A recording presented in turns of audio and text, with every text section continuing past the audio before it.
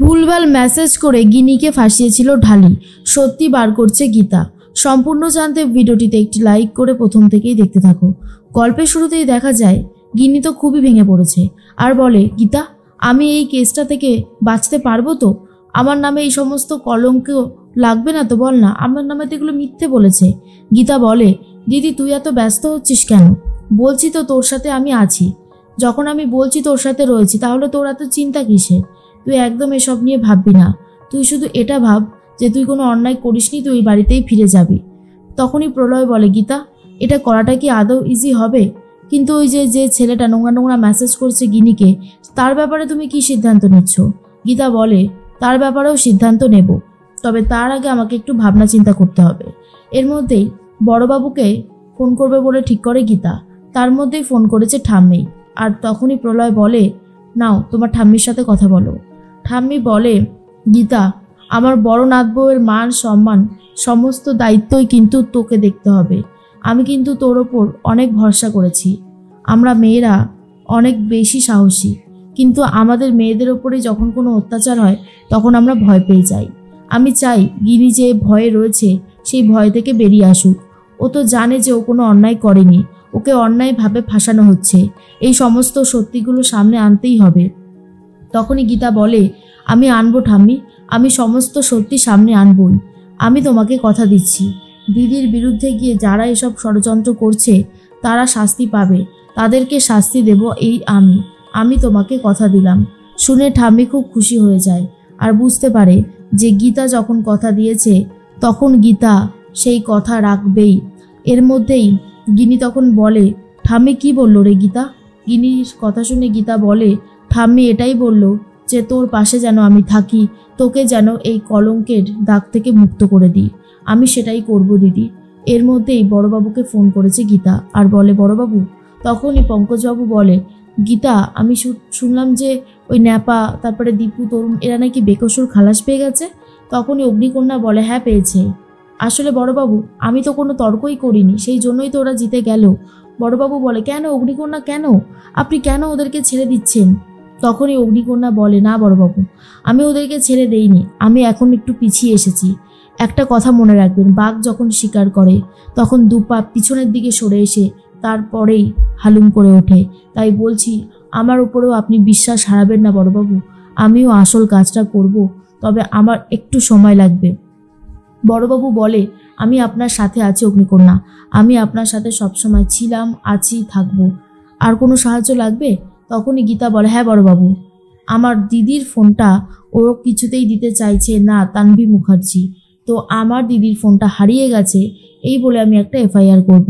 আর আমার দিদির ফোনে কে মেসেজ করে চলেছে, কে এরকম নোংরা নোংরা কথা বলছে, এই সব কিছুই আমার জানাটা দরকার। তখনই বড়বাবু বলে, অগ্নিকন্যা সব কিছু পেয়ে যাবেন, যখন যেটা বলবেন তখন সেটা দেব।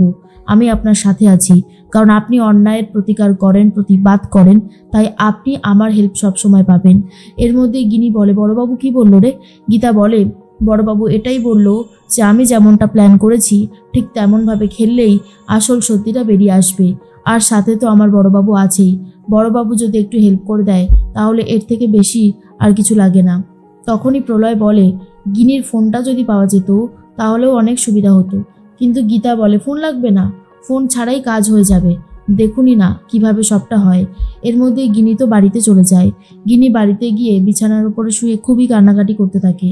তখনই পদ্ম এসে বলে, একটু সামলাও গিনি দিদিমণি, এভাবে ভেঙে পড়লে চলবে না, উকিল দিদি তো তোমার সাথে আছে বলো।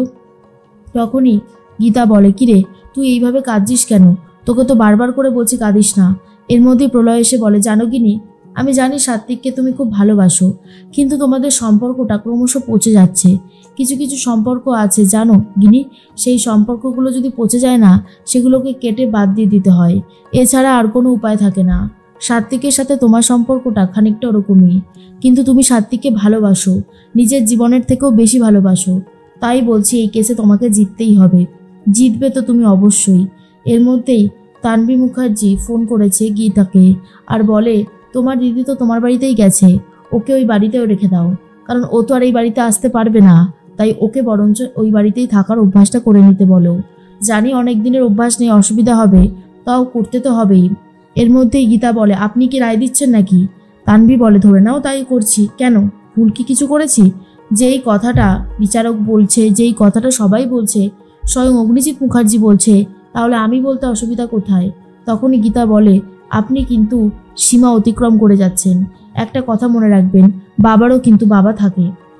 এর মধ্যেই তানভি বলে গিনির ফোনে বারবার ওই ছেলেটা নোংরা নোংরা মেসেজ করছে, কথা বলছে, সত্যি আমার আর ভালো লাগছে না। আমাদের বাড়ি বড় বউয়ের ক্যারেক্টার শেষ পর্যন্ত এই। গীতা তখন বলে ক্যারেক্টার যে কার কি সেটা তো কোর্টে আসলেই বোঝা যাবে। তানভি মুখার্জি, তুমি নিজেও জানো না যে তুমি কোন জালে জড়িয়ে পড়তে চলেছ, শুধু সময়ের অপেক্ষা।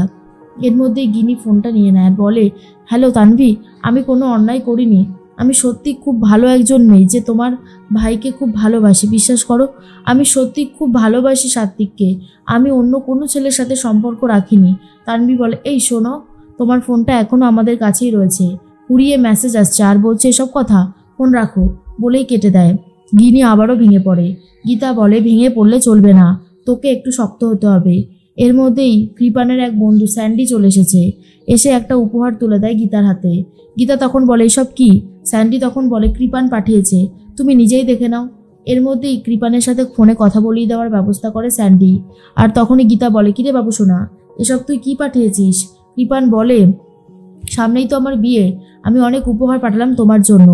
আমাদের বিয়েতে বাসর হবে, তোমার পায়ের নুপুর পরা থাকবে, তুমি নাচ করবে আর আমি সেই নাচ দেখব, সেই দিনটার জন্যই তো অপেক্ষা করছি। গীতা তো শুনেই প্রচণ্ড রেগে যায় আর বলে শোন, তোকে একটা কথা বলি, যেই কথাটা তুই আজকে বললি আমার পায়ে তুই পড়বি, পায়ে পড়ে তুই বলবি আমি যেন তোকে ছেড়ে দিই, কিন্তু আমি সেদিন তোকে ছাড়বো না, কথাটা মিলিয়ে নিস। এরপরেই বাবুসোনার পাঠানো সমস্ত উপহার ছুঁড়ে ফেলে দেয়। আর সেখানে একটা চুড়ি ব্রেসলেট ছিল, হার ছিল, সেগুলো রেখে দেয় আর বলে এগুলো থাক, এগুলো বাবুসোনাকে পড়াতে হবে যেদিন কোর্টে রায় বেরোবে। তারপর স্যান্ডিকে তাড়িয়ে দেয়। অন্যদিকে সকাল হতেই গিনি, গীতা আর প্রলয় চলে গেছে কোর্টে।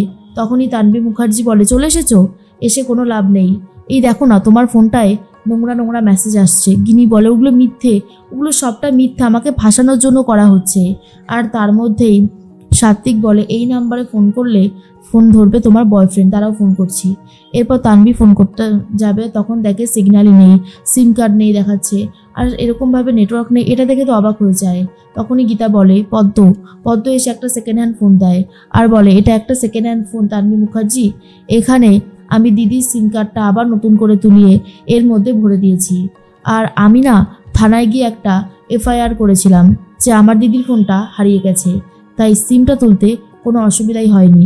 আর এই ফোনে আমি যদি খুব ভুল না হই এক্ষুনি সেই লোকটা যাকে আপনারা ঠিক করেছেন সে ফোন করবে। আর বলতে বলতে ফোন বেজে উঠেছে আর ফোনটা ধরেছে গীতা, আর সেই ফোন করেছে হচ্ছে ইন্সপেক্টর ঢালি। গীতা বলে দেয় তুমি যেই হও না কেন আমি তোমাকে খুঁজে বার করব আর শাস্তিও দেব। এরপর তানভি মুখার্জির মুখটা জাস্ট দেখার মতন ছিল।